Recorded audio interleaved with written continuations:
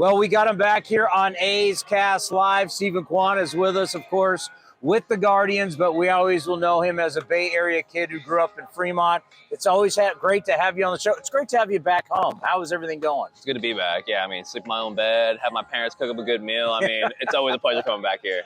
And, you know, it's funny, now that you've done this for a few years, you've got to learn the game of all the people that want tickets and learning to manage the process. What has that been like? Yeah, I mean, those first couple of years was awesome. You know, wide-eyed, just enjoying the moment and everything. I think I had no idea how much that sapped energy from me. Last year was kind of that learning process. And then this year, setting those boundaries early, I think has been really important. I mean, like I was telling you, opening day and being back home kind of coincide with the hecticness, but it's been fun so far. It's been good. Well, it's so special because obviously you grew up coming to this ballpark as a kid and all the family. Actually, he got to meet some family he's never met before who showed up to the ballpark. But just talk about coming home, playing here, what that means to you. I think every time it's just so surreal, like I said, like coming to field trips, coming to games with my friends, my family, sitting up in the nosebleeds, just being a menace up there. It's just crazy now being on this field. I remember thinking it was so big, and now I'm occupying the outfield out there.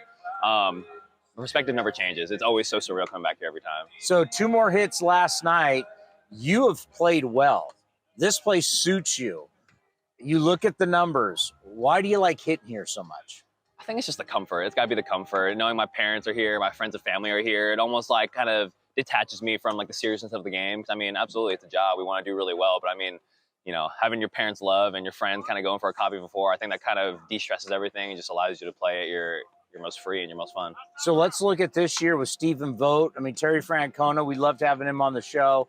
But now Stephen Vogt, you know how well we know Stephen Vogt. We know him real well. What's it been like, the transition from Terry Francona to Stephen Vogt? And what's Voter like as a manager? Yeah, it's definitely been different for sure.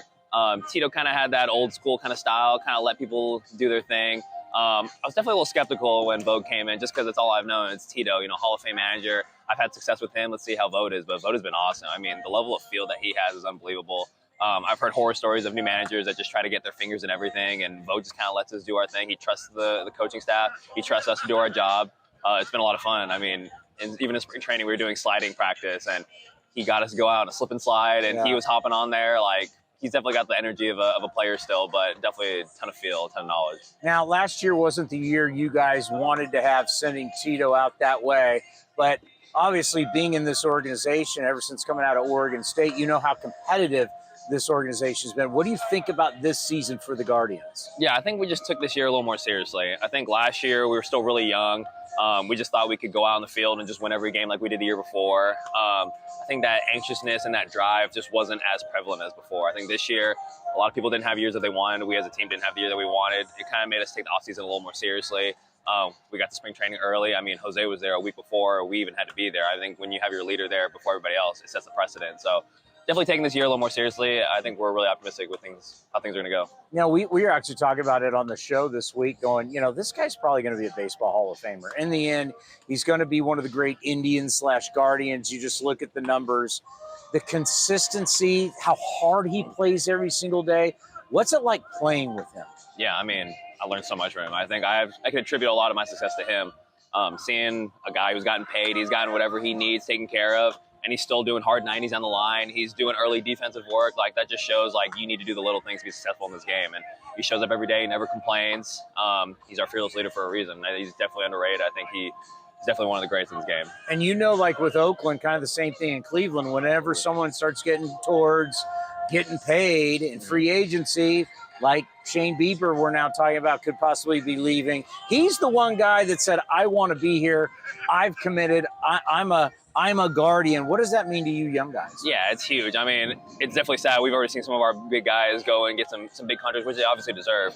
But it's always hard to kind of see our guys go off. You know, you form bonds with them over the year, but Jose's obviously made that commitment that he wants to stay, and I think that empowers everybody else. Like, Jimenez did the same thing. He wants to stay. I think that's going to create that culture that people want to stay. Hopefully Cleveland recognizes that and start paying some of the guys. But, I mean, it definitely sets a precedent going forward.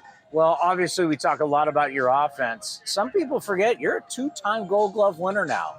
Talk about your defense and how proud you are of that defense. Yeah, I mean, extremely proud. I think my dad always told me defense never slumps. If you don't have a good hitting game, you can always make an impact with defense. I think that came kind of early on. I wasn't always the best hitter, so I had to kind of focus on defense and just doing the little things to impact the game. definitely take immense pride in it. And it's cool kind of seeing it evolve.